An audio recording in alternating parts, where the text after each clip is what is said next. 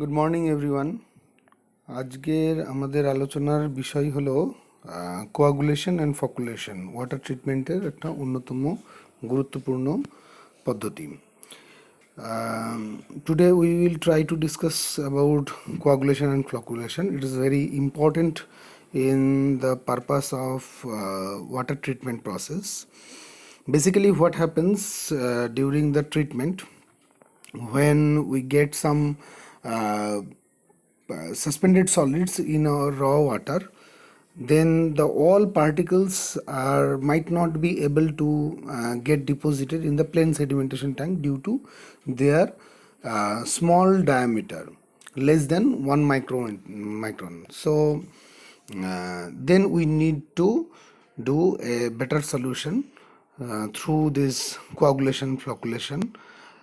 In this process we generally use few chemicals to precipitate the um, uh, smaller size suspended particles or colloidal particles.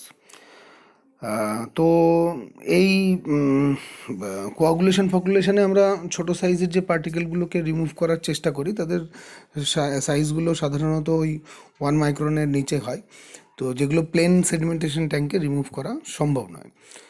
তো সেই পার্টিকেলগুলোকে remove করার জন্য আমরা কিছু chemicals add করে থাকি, আমরা তার ব্যাপারেই দেখব। কিন্তু তার আগে how this coagulation flocculation happens, what this terms means, that we should know. তো কি দেখা যাচ্ছে যে coagulation is a chemical technique which is directed towards destabilization of the charged colloidal particles.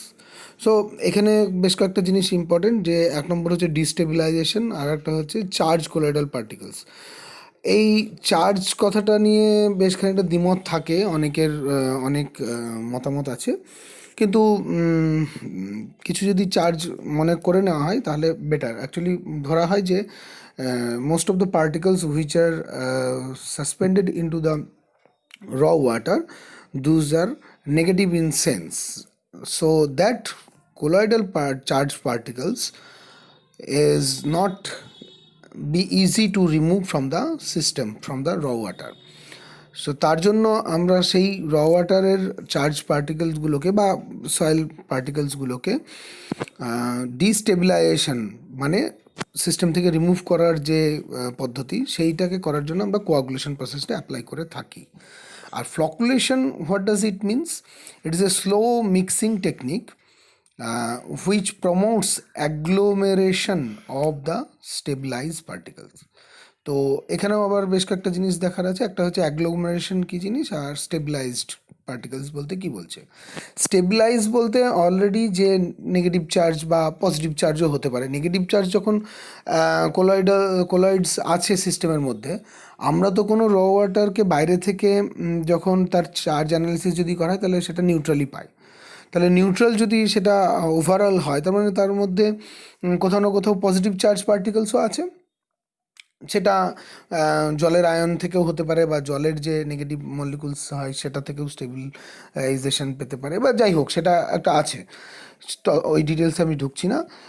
Just অ্যাগ্লোমারেশন মানে যে পার্টিকেলগুলো কোয়াগুলেশনের মাধ্যমে নিউট্রালাইজ হয়ে গেছিলো সেগুলোর একত্রীকরণ বা একসাথে হয়ে যাওয়া, that process when these neutralized particles are getting together or agglomerated through this process, that is called flocculation.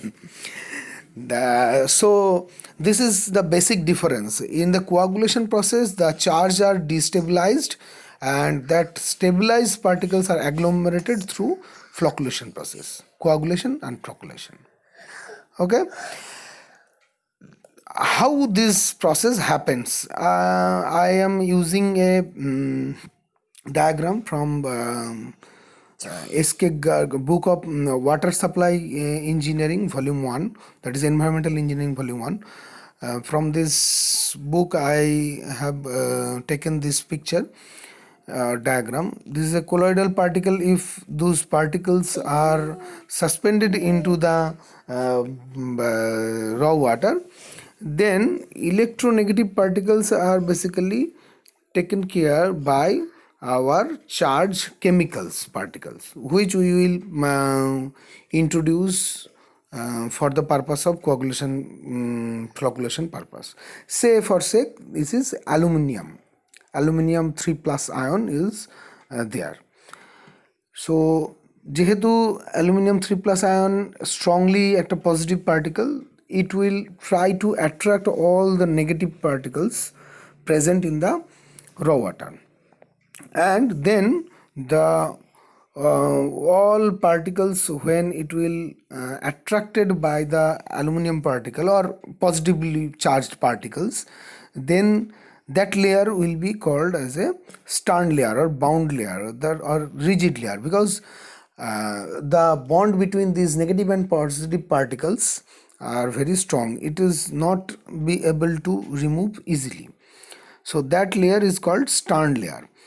Stern layer is taken as here ions of opposite charge drawn from bulk solution. জলের মধ্যে যে কোলাইডগুলো ছিল সেগুলো directly যখন গিয়ে attracted হয়েছে. What happened in this phenomena, when positively charged particles are immersed into the raw water, the surrounding from the surrounding portion, negative charged particles comes to by the attraction forces at a glance and at a time. That's why the stern layer is built up, and at that time it is basically called as a stern potential, produce a rapid drop in potential, because the positive charge will be continuously dropped by the negative charge, or it will be neutralized. But what happened, that negatively charged particles are so hairy in nature, then there will be a negative layer also generated. Okay, stern লেয়ারের পরে কি হয়, এত তাড়াতাড়ি negative charge পার্টিকেলসগুলো গিয়ে ওখানে একসাথে এক জায়গায় জড়ো হতে থাকে যে ওখানে এক্সেস নেগেটিভ চার্জ হয়ে যায়. ঠিক আছে, তো এই এক্সেস নেগেটিভ চার্জটা যখনই ওখানটাতে জমা হয়ে গেল, তখন তার পরবর্তীতে সেটাকে আবার নিউট্রালাইজ করার চেষ্টা করবে. তো সেই জন্য সেই নেগেটিভ চার্জ মানে স্টার্ন লেয়ারের পরে আরও একটা, দেখো ঠিক দেখতে পাবে এখানটায় যে positively charge layer dotted line দিয়ে একটা সার্কেল করা আছে মেন সার্কেলটার পরে. So that after the main circle there is a dotted line of the positive charge layer. That layer is surface layer, that is basically generated due to these negatively charged particles which was earlier into the raw water. There in that portion basically the drop of the potential is very gradual. Okay, so that layer is basically called diffuse layer. Okay, তো কি হচ্ছে এখানটায়, এই positively charge পার্টিকেলসগুলো further attraction করতে থাকছে পরবর্তী লেয়ারগুলোকে বা পরবর্তী চার্জ পার্টিকেলগুলোতে, সেখান থেকে কিছু নেগেটিভ কিছু পজিটিভ সবাই আস্তে আস্তে আসতে থাকছে. Main root cause of the phenomena is the positively charged ion which we have, our system have introduced to the raw water. Okay, so there is two kind of potential, one is stern potential, another one is zeta potential. Stern potential rapidly dropped potential যখন positive চার্জটা deposited হলো, আর তারপরে জিটা পোটেনশিয়ালটা ধীরে ধীরে ধীরে ধীরে deposited হয়. এই ব্যাপারটা বোঝার জন্য আমার একটা বেশ উদাহরণ মনে আসছে. ধরো একটা মিষ্টি বা একটা চিনির টুকরো যদি কোথাও একটা রেখে দেওয়া হয়, একটা মিষ্টি যদি রেখে দেওয়া হয়, তার চারপাশে পিঁপড়ে এসে অটোমেটিক্যালি লাইন দিয়ে খেতে শুরু করবে. কিন্তু যখন প্রথমেই এসে শুরু করবে, ওরা কিন্তু সমানভাবে নাও আসতে পারে, অনেকটা বেশিও চলে আসতে পারে. হ্যাঁ, এই যে বেশি চলে আসে, সবাই হয়তো মিষ্টিটার উপরে ডাইরেক্টলি অ্যাক্সেস পাচ্ছেও না, কিন্তু তবুও একজনের ওপর দিয়ে আরেকজন, আরেকটা পিঁপড়ের উপর দিয়ে আরেকটা পিঁপড়ে, এরকমভাবে একটা লেয়ার তৈরি হয়ে যায়. এখানে ফার্স্ট যে স্টার্ন লেয়ারটা তৈরি হচ্ছে সেটা কতকটা সেই রকম, মানে অতিরিক্ত পরিমাণে নেগেটিভ চার্জ চলে আসে. সেই নেগেটিভ চার্জটাকে নিউট্রালাইজ করার জন্য পরবর্তী যে চার্জগুলো সেগুলো আস্তে আস্তে আসতে শুরু করে. প্রথম যে ঘটনাটা চার্জটাকে নিউট্রালাইজ করার, সেইটা হচ্ছে কোয়াগুলেশন বলা যেতে পারে।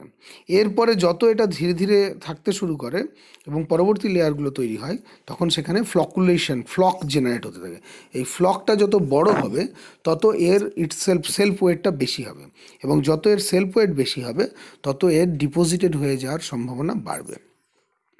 ঠিক আছে, কিন্তু এইখানটাতেই শেষ নয়। এই যে পুরো ঘটনাটা ঘটে, এটার সাথে দুটো জিনিস আবার যুক্ত। দুটো জিনিসের মধ্যে একটা হচ্ছে একটা যে মিক্সিং কনসেন্ট্রেশন অফ দ্য কী বলো কোয়াগুলেন্ট আমি কতটা দিচ্ছি, কতটা পরিমাণ পজিটিভ চার্জ আমি অ্যাড করছি, আর তার সাথে এটাকে কিভাবে আমি মিক্স করছি। যতটা থরলি আমি বা ইউনিফর্মলি এটাকে মিক্স করতে পারবো, তত ভালোভাবে এটা প্রত্যেকটা কোলাইডাল পার্টিকেলসের কন্ট্যাক্টের কাছাকাছি যাওয়ার চেষ্টা করবে। যত কাছাকাছি যাওয়ার চেষ্টা করবে তত বেশি এটা অ্যাট্রাক্টেড হবে। এই সিচুয়েশানে মুশকিল হচ্ছে এটাকে মিক্সিং করতে হয়। তো মিক্সিংটা ফোর্সটা যত ইউনিফর্ম হবে তত পজিটিভ চার্জগুলো নেগেটিভ চার্জের কাছাকাছি যাবে, আর রাদার আমাদের কোয়াগুলেন্টগুলো কোলাইডাল পার্টিকেলসের কাছাকাছি যাবে। কিন্তু যদি এই মিক্সিং ফোর্সটা সার্টেন টাইমের মধ্যে যদি বেশি থাকে, তাহলে মুশকিল। তাহলে কী হবে, এই ডিফিউজ লেয়ারের পরে, মানে যেটা সারফেস শেয়ার ফোর্স দেখাচ্ছে এখানটায় ডায়াগ্রামে দেখবে, এই ডিফিউজ লেয়ারটা আবার সেখান থেকে ভেঙে যেতে পারে। তাহলে কী হবে, আলটিমেটলি ওটা অ্যাগ্লোমেরেটেড হতে হতে ফ্লক ফর্ম করছিল, কিন্তু ফ্লকটা যদি অতিরিক্ত বেশি বড় হয়ে যায়, তখন সেই ফ্লকটা, কেননা চার্জটা এখানটায় খুব দুর্বল, জিটা পোটেনশিয়ালটা খুব দুর্বল চার্জ, সেই জন্য এটা খুব বেশি পরিমাণে ধরেও রাখতে পারবে না। তো মিক্সিং ফোর্সটা অ্যাপ্লাই করার জন্য এই জিনিসটাও খেয়াল রাখতে হয়। এই পুরো ব্যাপারটার মধ্যে দুটো পার্ট, একটা কোয়াগুলেশন এবং একটা ফ্লকুলেশন। তো এইভাবে এটা থিওরিটিক্যাল পোর্শন।